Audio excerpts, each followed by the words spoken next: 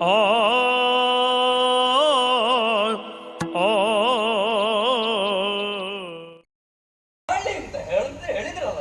ಬಣ್ಣ ನೋಡಿ ಹೇಳಿದ್ದಾರೆ ಅವರು ಪ್ರೀತಿಯಿಂದ ಕರೆಯುವುದು ಹಾಗೆ. ಇನ್ನು ಕೆಲವರು ಹೇಗೆ ಕರೀತಾರೆ, ಚಂಡಿ ಚಂಡಿ ಚಂಡಿ ಎನ್ನುವ ಹಾಗೆ. ಅದು ಹಾಗೆ ಒಂದು ಹೆಸರು, ಅದು ಹೌದು. ಆ ಹೆಸರೆಲ್ಲವನ್ನ ಬಿಟ್ಟೆ ನನಗೊಪ್ಪುವ ಹೆಸರು ಇಟ್ಟುಕೊಂಡೆ. ಅದು ಯಾವುದು ಹೇಗೆ ಕೇಳಲಿಲ್ಲ. ಮೋಹಿನಿ. ಮೋಹಿನಿ ನೀನು? ಹೌದು.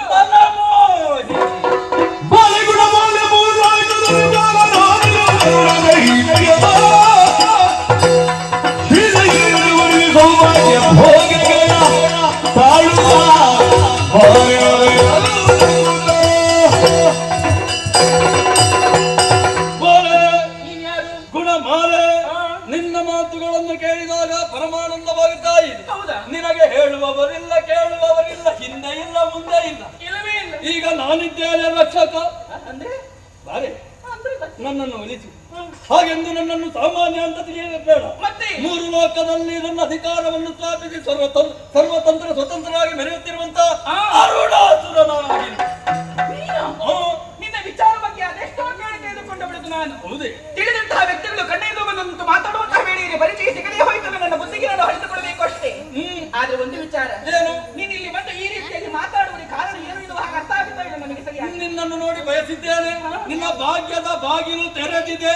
ಬಾ ನನ್ನ ಅರಮನೆಗೆ. ಉಪ್ಪರಿಗೆಯ ಮೇಲೆ ಸಂತೋಷದಿಂದ ಸಂಭ್ರಮದಿಂದ ನಿನಗೆ ಜೀವನ ಮಾಡುವುದು.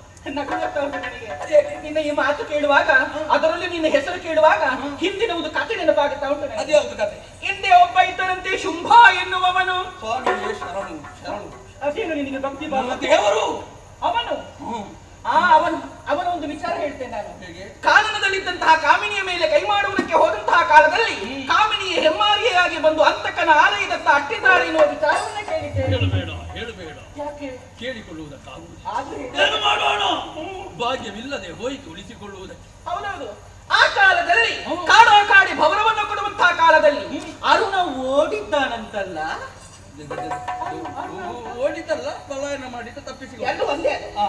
ಅವನ ಹೆಸರು ನಿನ್ನ ಹೆಸರು ಸಾಮ್ಯತೆ ಕಾಣ್ತಾ ಉಂಟು. ಅವನು ಬೇರೆ, ಈಗ ಮೂರು ಲೋಕದವನೇ ಅರುಣ ನಾನು. ಹೌದೇ? ನಿನ್ನಲ್ಲಿ ಒಂದು ವಿಚಾರವನ್ನು ಕೇಳ್ತೇನೆ. ಎದುರು ಹೋಗುತ್ತಿರುವಂತಹ ವ್ಯಕ್ತಿ ಕಲ್ಲನ್ನು ಎಡವಿ ಕೆಳಗೆ ಬೀಳ್ತಾನೆ ಅಂತ ಆಗಿದ್ರೆ, ಹಿಂದೆ ಬರುವಂತಹ ವ್ಯಕ್ತಿ ಅದೇ ರೀತಿಯಾಗಿ ಬೀಳ್ತಾನೆ ಅಂತ ಹೇಳಿ ಯಾಕಂದ್ರೆ ಅವನು ಏನನ್ನು ಅದೇ ರೀತಿ ಆಗುತ್ತಾ ಉಂಟು. ಹೆಣ್ಣಿನಿಂದ ಹತನಾಗಿ ಹೋದಂತಹ ಶುಂಭನನ್ನ ಕೊಂದಂತಹ ಶುಂಭಾಂತಿಕೆ ತಾನೇ ಶುಂಭಾಂತಿಕೆ ತಾನೇ. ಅವಳು ಒಂದು ವೇಳೆ ನಿನ್ನ ಕಣ್ಣ ಎದುರು ಬಂದ್ರೆ ನೀನು ಏನು ಮಾಡ್ತೀಯ?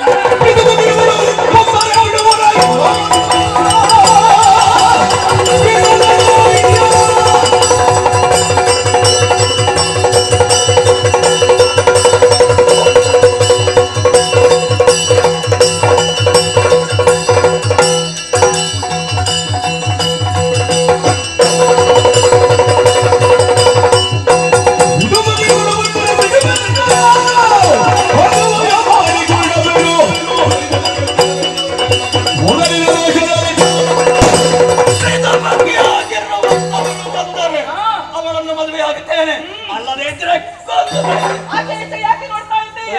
ಶುಂಭನನ್ನ ಕೊಂದಂತಹ ಶುಂಭಾಂತಕ್ಕೆ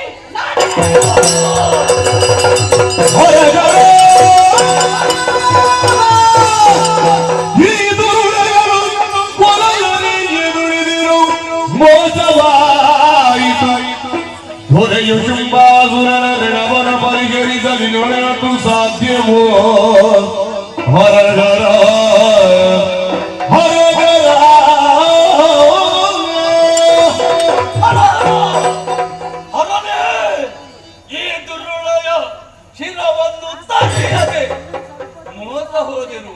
ಹೋದೆನು. ನನ್ನೊಡೆಯರಾಗಿರುವಂತಹ ಶುಂಭಾಸುರನ ಅನ್ನದ ಋಣವನ್ನು ಇನ್ನೆಂತೂ ನಾನು ಸರಿ ಮಾಡಿಕೊಳ್ಳಲಿ, ನಾನೆಂತೂ ಸಂಧಿಸಲಿ. ಅಯ್ಯೋ, ಬಾಯಾಗಿ ಹೋದರಲ್ಲ, ಏನು ಮಾಡೋಣ?